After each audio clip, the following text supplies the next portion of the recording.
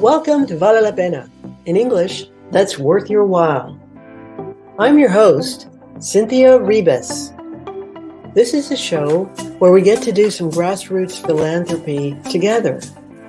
In all episodes, we'll feature nonprofit organizations engaged in inspiring projects for people, animals, and the environment. Some guests will be representatives of those organizations, and they'll share with us more about initiatives they're working on and ways we can participate. Check the show notes for opportunities to impact these humanitarian causes together.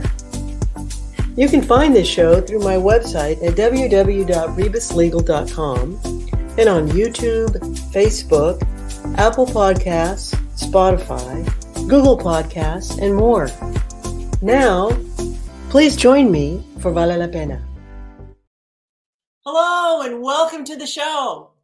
If you've been with me, you know we are all about grassroots philanthropy, and today we are spotlighting none other than PETA, which barely needs any introduction.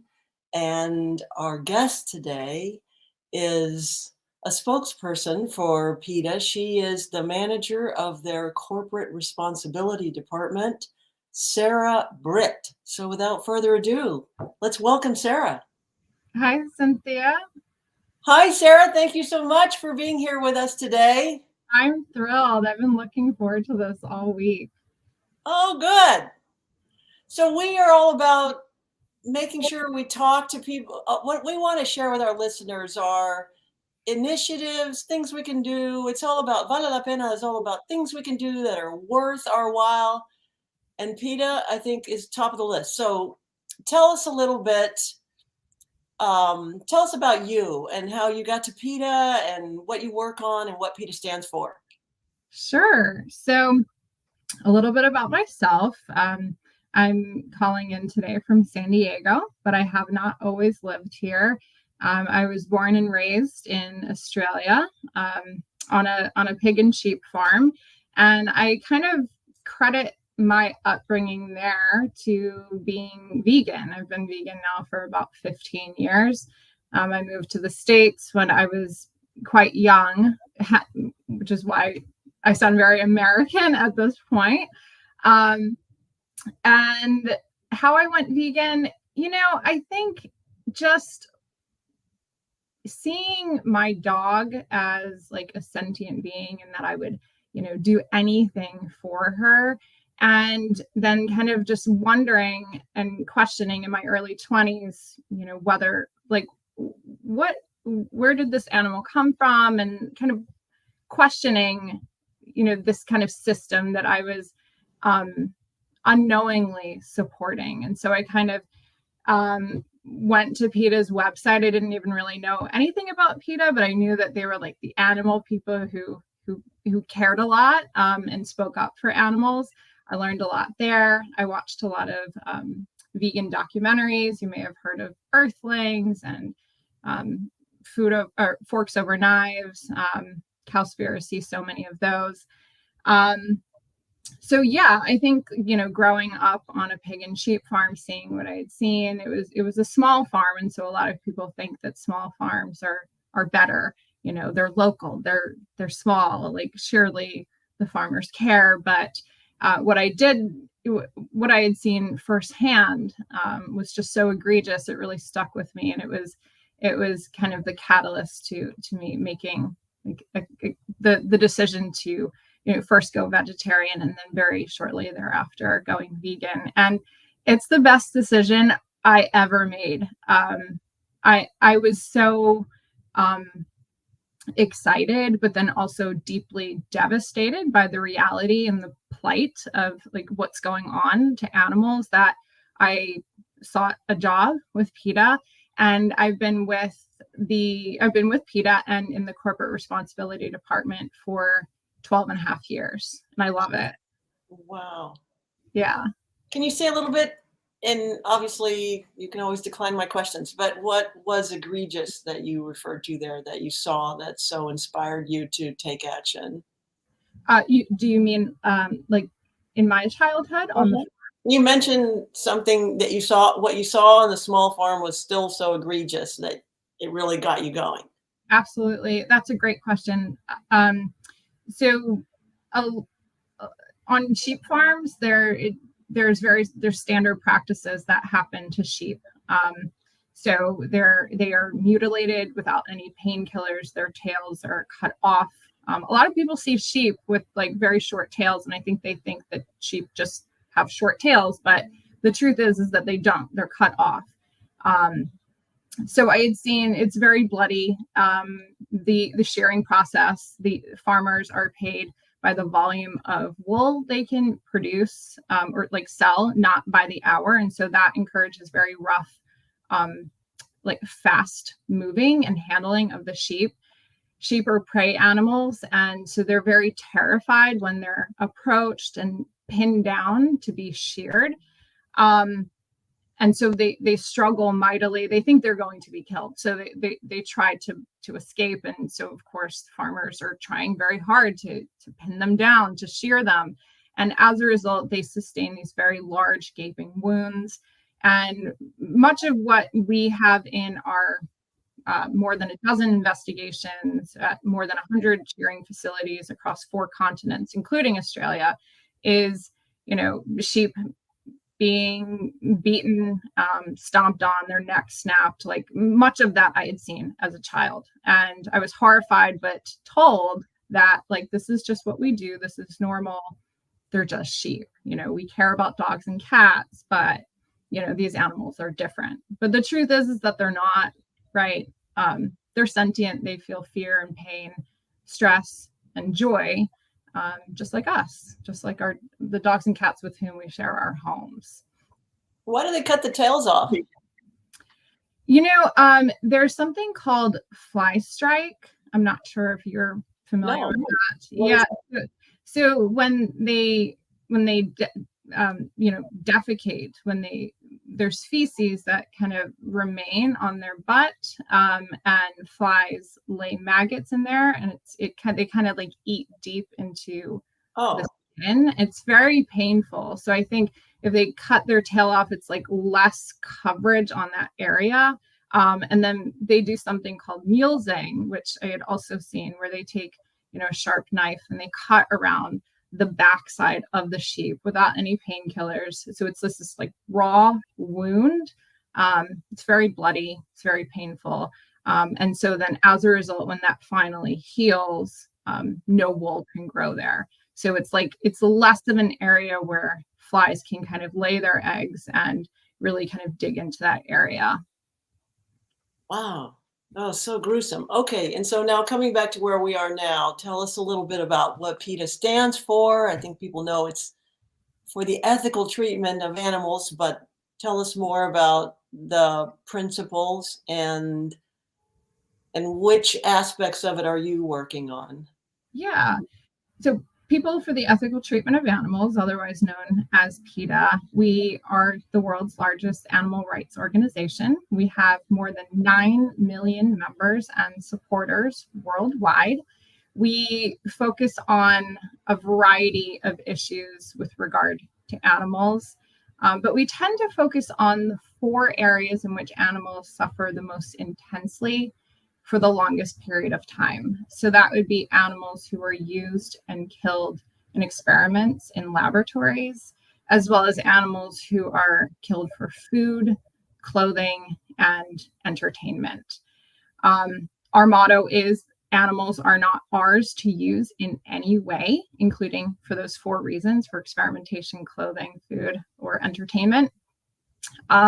And really, we believe that animals deserve respect and to ultimately be left alone to, just live in their natural habitats, do what is natural to them, just like you and I, So that's a little bit about PETA and corporate responsibility. You mentioned that a little bit before. We work behind the scenes with corporations across a host of industries. And it's our job to show these companies our undercover investigations and essentially encourage them to eliminate animals from their businesses. The main issues that we tend to work on are related to food, fashion, and entertainment. So working with a lot of like big retailers, designers, companies that sell tickets to places that harm animals for entertainment, like circuses or SeaWorld. Companies that sell food and trying to push them to sell more vegan options. So that's a little bit about our department. And then with regard to my role in that department, I work on a bunch of things, but a lot of them are related to animals used in fashion. So working with designers and top retailers. If you can name any big retailer, we likely speak with them, and we really try to just share information with them, because a lot of times they do not know, and we try to be pragmatic and work with them and really encourage them to, we make the case to do what is right for animals, but not just them, for the environment. And it's ultimately what caring consumers today want. And I think most people are, or maybe a lot of the listeners are familiar with PETA's advocacy in terms of fur, right? But are you still working are there still large pockets of the globe where the message that wearing fur is not what we should be doing? Yeah, that's a good question. So we still work on fur because there are still companies that sell fur. But what we've seen is that the vast majority of companies today do not sell fur, especially in the last 5 or 6 years. These top designers, Gucci, Armani, Burberry, so many of these other ones that were selling fur for as long as we can remember, banned it. And as a result, everyone started following suit. So of course, we're still focusing on that. But, the way in which animals in the fur industry suffer and die is it mirrors what happens to animals in other industries, whether that be for wool or alpaca wool, mohair, cashmere, leather, down feathers. And so we're trying, we have these investigations that show the most egregious cruelty that you could possibly imagine. We just came out with a few down investigations. One of them were these workers on so-called responsible farms were cutting off the legs of live ducks, and like hacking at their necks while they were shrieking in pain. And this is all because companies want to like sell their feathers in a jacket or a blanket, when there are vegan feathers, all down alternatives available that feel just like down, that customers wouldn't even know the difference. And so, yeah, we're just trying to get the message out there. And the big thing that I think people don't realize is that they have so much power in this. Like, companies do what their customers want. And what we know is that consumers today, especially young consumers who make up the largest consumer demographic, care deeply about social justice, which includes animal rights. They don't want animals to suffer. They want to know that the coat that they're buying or the pair of shoes that they're buying is not the product of tremendous animal suffering. So companies want to, they're trying to kind of give their customers what they want, but it's kind of like this balance, because they're only just now starting to like learn about these cruel industries because of PETA's investigations. So we're really still like pushing at them, and there are like a tremendous number of victories that we've had across so many industries. There's quite literally like 350 brands around the world that have banned mohair, that comes from goats, and typically in South Africa. There's literally hundreds of companies that have banned Angora wool, which comes from rabbits who were pinned down and workers rip out fistfuls of their hair as they scream. There's more and more companies that are banning cashmere. In fact, Overstock.com just banned cashmere a couple months ago, after meeting with PETA. And Vince, which is a very large upscale retailer, they just banned mohair as well. So we're working hard, and we won't stop until animals are no longer suffering. Definitely, I think on the fur front, PETA's to be applauded. You've certainly accomplished so very much in terms of just that awareness. I think, isn't it true, you would agree that PETA's been on the forefront of really changing people's thinking and really educating people about the torture that's involved, the cruelty that's involved. For sure, yeah. Right? Because people don't know. Yeah. It was one of our founding issues. And we've been working on it for more than 40 years since PETA has been around.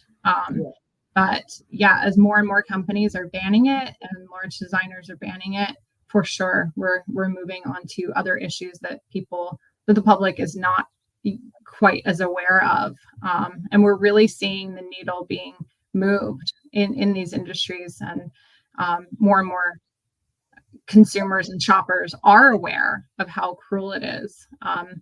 And certainly all of this information can be found on PETA.org. This is just scraping the surface of it.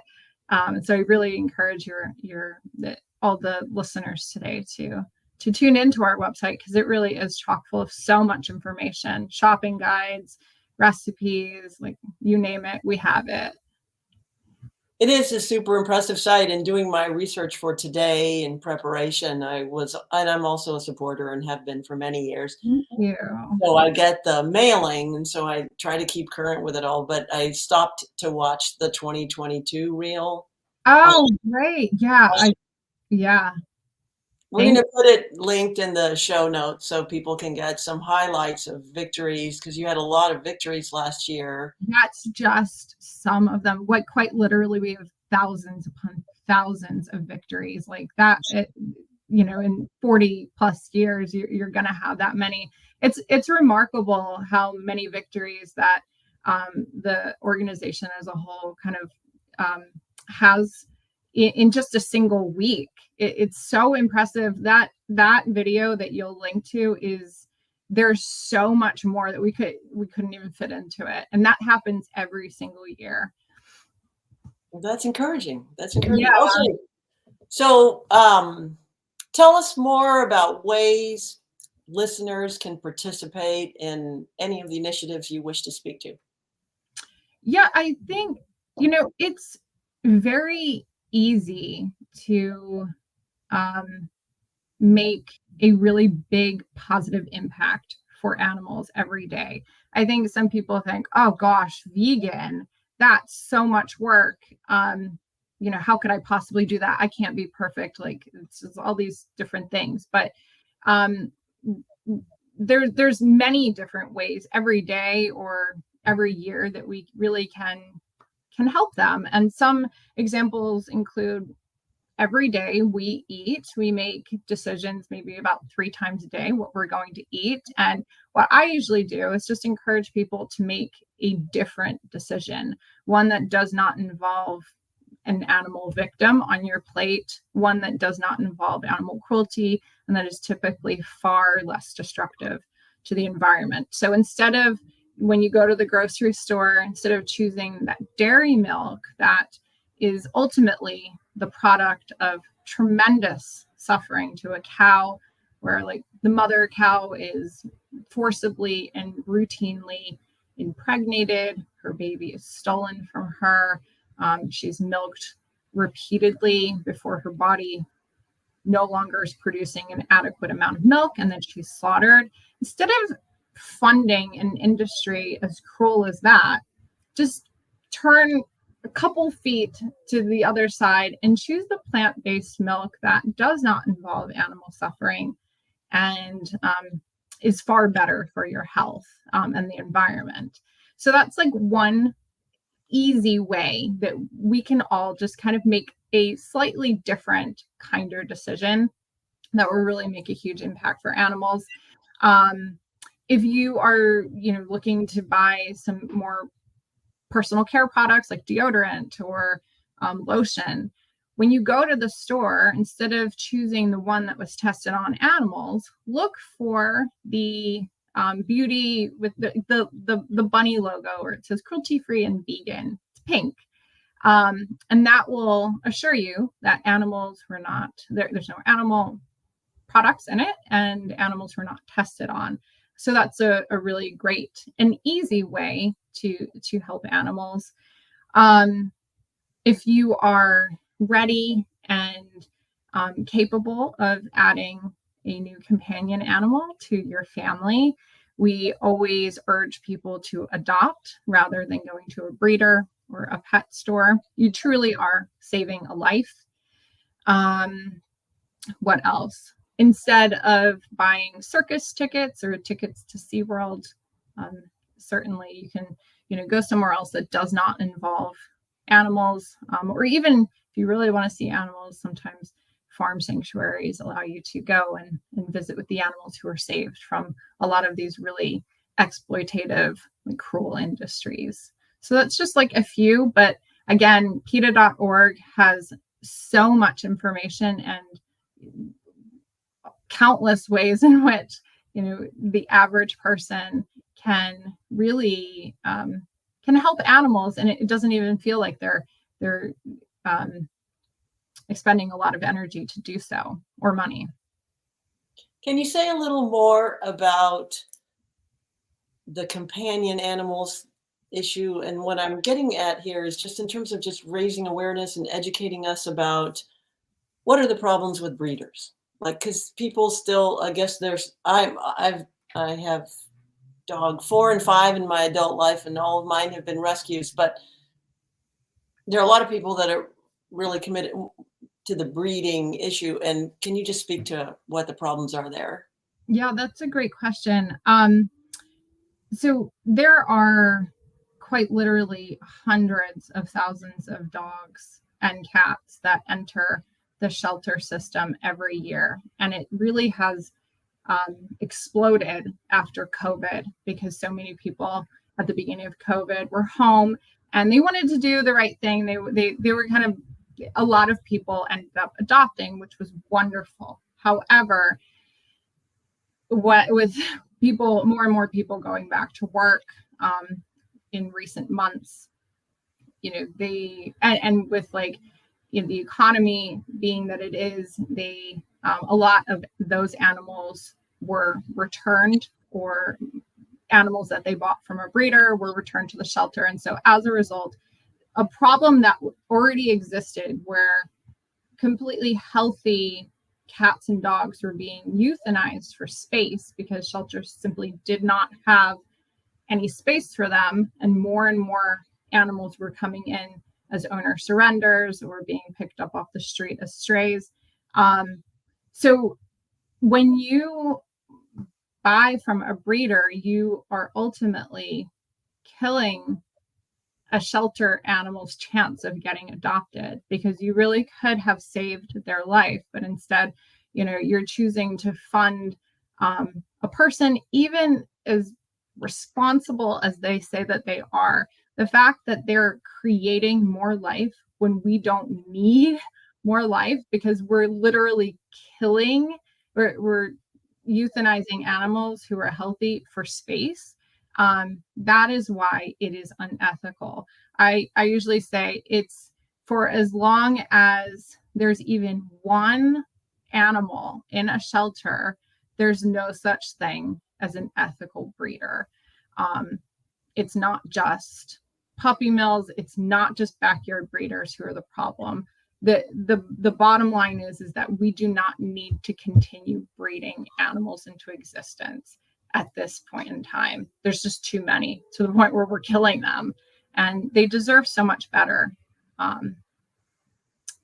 hope that answers your question. Yeah, that's very helpful for people to realize it's a population control issue. It's also correlated to the need to get your animals spayed or neutered. For sure, spaying and neutering is, when you go to the shelter, there's a whole bunch of different prices. Sometimes they're even free. The animal comes spayed or neutered, so they're not reproducing.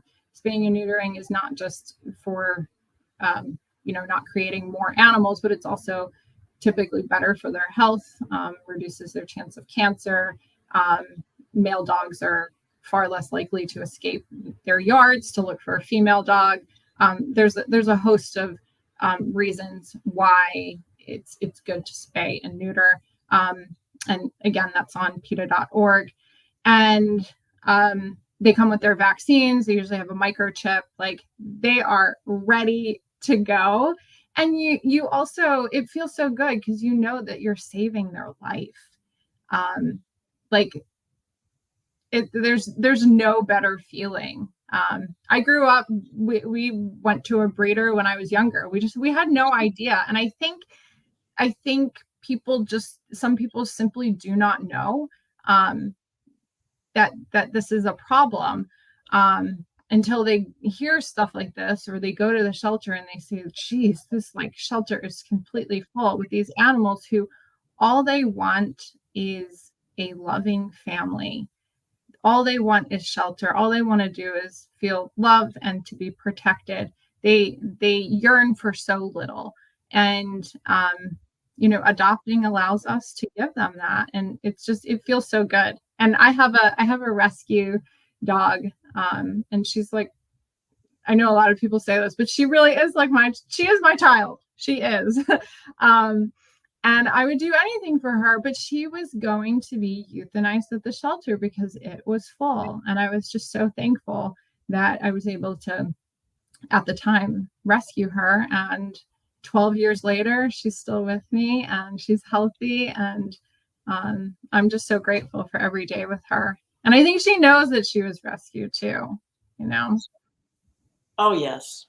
I'm convinced this show is the philanthropic arm of my law practice. But I often say that my dogs, even though I actually don't work in criminal defense, they're the dogs that I've taken off of death row, Yes. And so they love me as their criminal defense lawyer. What kind of dogs are they? Right now, both of them are huskies. I've had other ones, but after Game of Thrones, apparently, what I was told is that there was a real, all of a sudden, upstep in people breeding huskies. And then when the pandemic came, people couldn't afford them. And so they started showing up in shelters. It's a breed that otherwise didn't used to always show up in shelters. I wasn't particularly looking for a breed. When I went looking for a dog, I filled out a whole bunch of rescue organization applications about all the many dogs they had that I loved. I would have been happy with whichever one was available. Oh, that's amazing. And I happened to get a husky, and then I had to do a deep dive on learning all things husky, and then I wanted to get a friend for this husky. Since I'm committed for life to huskies now, may as well double down, and then you'll see me doing TikToks with my huskies here now. I hear a lot of people, some people are committed to a certain breed or certain age or certain sex or whatever it may be. And there are breed specific rescues. If you go on petfinder.com, you can find what you want or close to what you want. I mean, sometimes you have to kind of, be a little less particular, because at the end of the day, they're an animal, and they deserve a home, they deserve love, they deserve care. And does it ultimately really matter exactly? They're not a designer bag, they're not designer shoes. Like, they're an animal, and it really shouldn't matter if they check all of your boxes, right? But if you are looking for more of like a certain breed or age or whatever, Pet Finder is a wonderful resource. You might have to travel a little bit to get them. You might need to, it might take a little bit more time, but it's so worth it. It's very rewarding. You are saving their life. And yeah. Okay. And then changing gears a little bit, but just in reference to something you talked about, that actually even the most responsible breeder is actually, there's an ethical issue with it that you spoke to. Back to some of the study I was doing on the website, I was looking at some initiatives around what PETA is doing for farming animals, and in particular, this whole phenomenon of what is humane farming, and that somehow trying to get humane farming is almost impossible, or maybe an oxymoron. Can you speak to Mhm. that? It is an oxymoron, because at the end of the day, when animals are viewed as commodities for profit in a supply chain, there will always be cruelty and they always die in the end. I mean, animals are sentient beings. They deserve ultimately to be left alone. And we don't need to be eating their bodies, especially not in 2023 when there are so many different vegan options available everywhere at this point.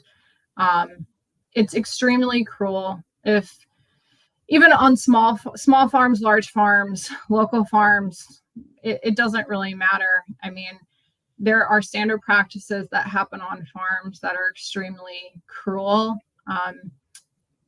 Cows, for example, are branded. They have their tails cut off. Um, they are castrated all without any type of painkillers. And that happens even on small, even like the best humane, local, free range, organic, whatever farm, like all of that still happens. And at the end of the day, they are all still trucked to the slaughterhouse in all weather extremes and have their throats cut. And some of them are even dismembered and skinned while they're still alive. Chickens also suffer tremendously. I mean, in the egg industry, all male chicks born into the egg industry are they don't lay eggs, and they also don't produce the type of flesh that these companies feel is profitable to sell. So the day that they are born is the day that they are either thrown in a bag and suffocated, or more commonly, they're thrown on a conveyor belt and they're dumped into a macerator. So they're ground alive. So I know a lot of people say that, like, oh, well, it's just eggs. Eggs are not a big deal. And I buy from this local farm. Well, even those local farms, they kill the male chicks because it does not make financial sense to them to keep them alive. For what? They're not laying eggs and they're not producing meat. So, like, why would they continue to have a farm full of male chicks or male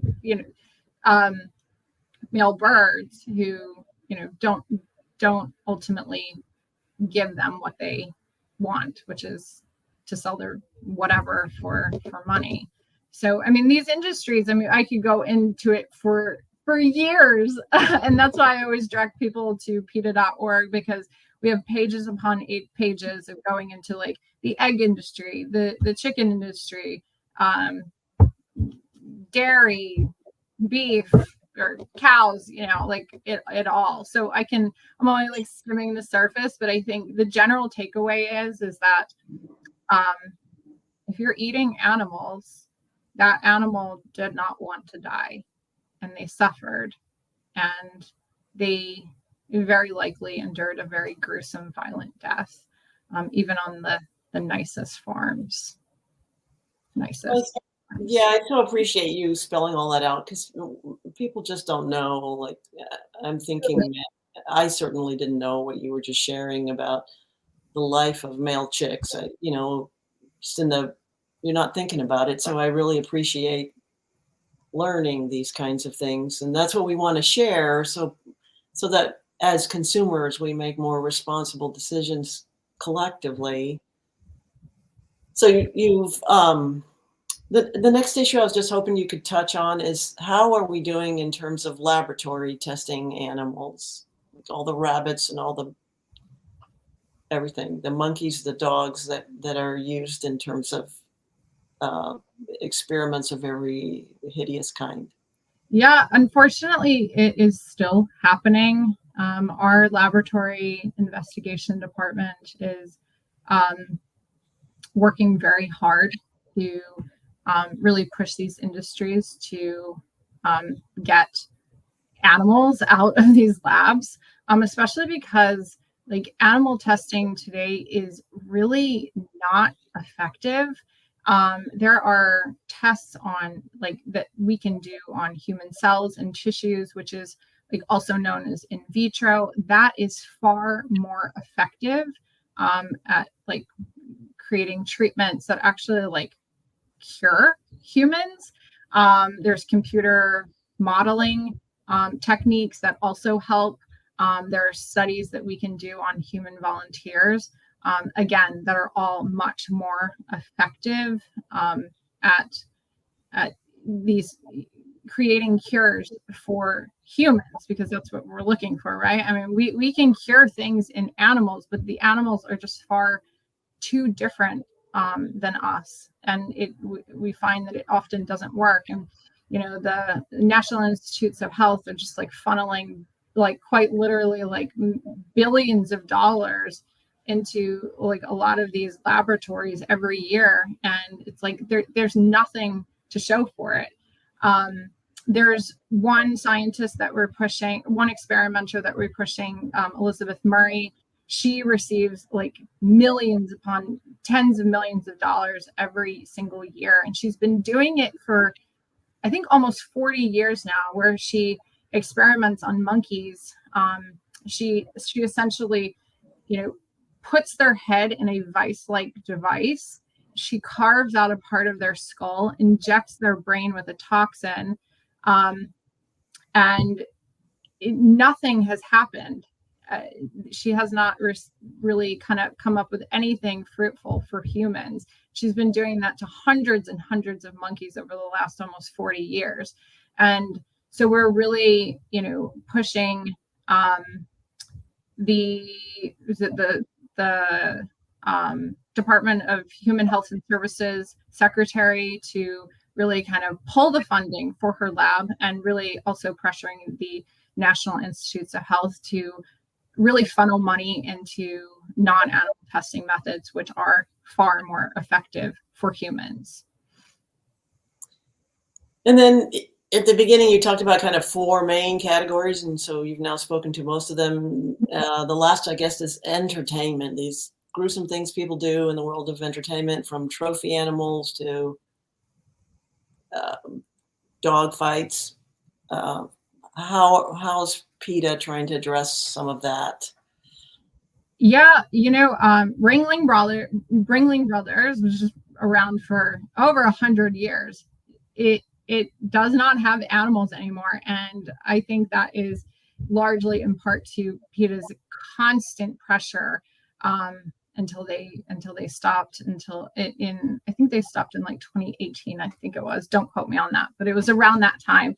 And they're coming back without any animals whatsoever, which is amazing. It's not only great for animals, but it's what people want, especially like caring people today. A lot of millennials like myself who have growing families, you know, they care about animals and they want to show their families, their children, like this is a way that we can be entertained without, like, you know, forcing a bear to ride a bike, or a tiger to jump through a hoop of fire. I mean, what the heck? I can't believe that kind of stuff existed for as long as it did. And unfortunately, there are still some circuses around that do have animals, but you know, we're still pushing SeaWorld to you know, retire its animals to seaside sanctuaries.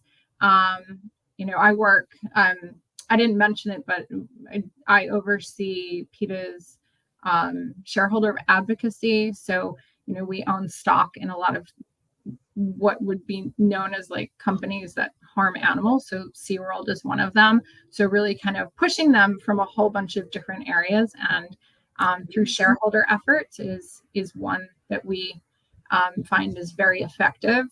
Submitting shareholder resolutions, showing up at their shareholder meetings, Wow. things like that. So yeah, for sure, we're still working on it, where we work with companies that sell tickets to these places and saying like, hey, these are really cool. This is why we encourage you to please stop selling tickets. And, or companies that, advertise or promote them on their websites, like TripAdvisor, like stopped with a lot of that, we have a really great relationship with them now. So that's kind of what we're doing there. Some of the other issues that a lot of people don't know about are, like glue traps is one that I've been working on for more than a decade, pushing companies to stop using or selling glue traps. Are you familiar with those devices? No, what are we talking about here? Yeah, glue traps, it's a form of what I guess people would say is pest control. They're a board covered in a sticky adhesive, and they are designed to catch typically mice and rats. But really any animal who runs across or lands on a glue trap can get stuck in the glue. And the reason why we urge companies not to use or sell them is because they're extremely cruel and they cause the animals who get stuck in the glue prolonged suffering. PETA receives literally hundreds of calls and emails every year from people who use them because they don't really even know how cruel they are. And they're terrified and horrified and don't know what to do with this snake or this bird or this mouse who's stuck in the glue and they're struggling mightily to escape. We hear about and we see mice and rats literally chewing through their own limbs because they're trying to escape. Other animals get their faces stuck in the glue and they slowly suffocate over days. So they are torture devices. And there's so many other far less cruel and humane ways to escort uninvited animals who are in your home out. We have full pages of information on PETA.org. But I think one of the most important things that we can all do is to make our homes or our businesses unattractive and inaccessible to these animals. So, put the dog food in a chew-proof, like closed container. Make sure that there's a lid on your trash can. Don't leave food out because they're ultimately coming in because typically there's food or it's warm, and they have a way in. So another thing to do is, once you have trapped them and you gently release them out, make sure you plug up all those holes because otherwise they're going to keep on coming back in. So that's another way that the average person, if they are not vegan yet, they can still make these kind decisions for animals in other ways like this. Okay. And what about trophy animals? In terms of, people hunting down beautiful lions and other gorgeous animals just so they can take a photo and have a rug, I guess, in their living room. I don't know. Yeah, I can't believe people honestly still do that. I mean, the fact that they find it fun and entertaining, and some even spend like hundreds of thousands of dollars to go on these types of hunts. Some of them are like these caged hunts where they are the animals are put in these areas that are enclosed and they can't even get away if they wanted to. I mean, I don't understand it. I know we're firmly against it, and we believe that the only way that we should be shooting in animals with a camera, right, and to be able to view them in their natural habitats, caring for their young, and just like ultimately leaving them alone. It really goes back to our motto, and in part, which is animals are not ours to use for entertainment. And I think trophy hunting is a form of sick entertainment. I and I don't know, that might offend some people, but it truly is, it's sick. I mean, you're literally ending someone's life. For what? Like, to have their head like on your wall, it seems it's sadistic. And thankfully, I think younger generations are really moving away from that kind of thing, because I think we are finding that young people are especially compassionate with social media and the things that they see. They want to take a stand, and not hunting is a very easy way of not contributing to animal cruelty. Yeah. Yeah, I derive much hope from the younger generations. I do think the world is moving in the right direction, and that awareness that I see that younger generations have around animal rights and being protective of the environment, generally speaking, is a good thing, a great thing, and will hopefully really facilitate our evolution as humans so we can share the planet with more compassion and more ethically. Well, Sara, I cannot thank you enough for your time today and sharing all your wisdom, and for all the great work you are doing there with PETA. And we are going to put in the show notes definitely some of the initiatives that you spoke to, so people can link right to them. Great. Yeah. And hopefully for listeners, you will all participate meaningfully. Oh, you can also, there's great PETA swag you can buy.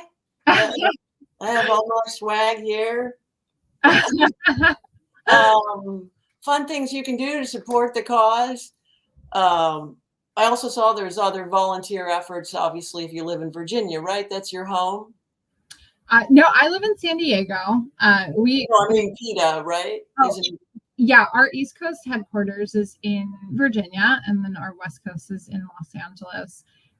But really, if anyone wants to get involved with helping with animals around them, they can contact our action team coordinator. I can send you that information if you would like, but that information is on PETA.org, and you'll be notified of local demonstrations and other ways in which you can help animals in your area.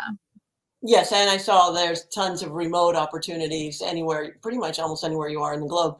So we will link that expressly. But yes, you can go to PETA.org and find out ways to volunteer, as well as ways to donate directly to PETA if you feel so moved to do that, because that's what we're about. We're the grassroots philanthropy people.